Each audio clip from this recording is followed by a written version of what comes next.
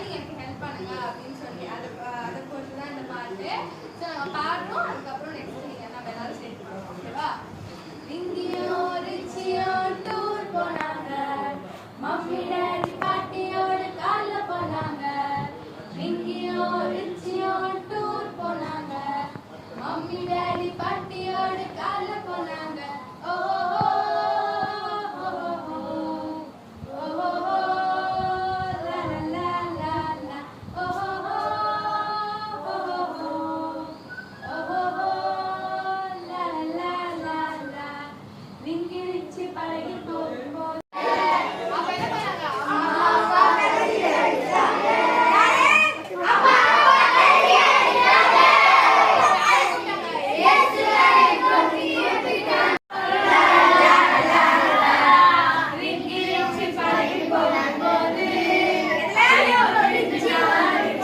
Shalini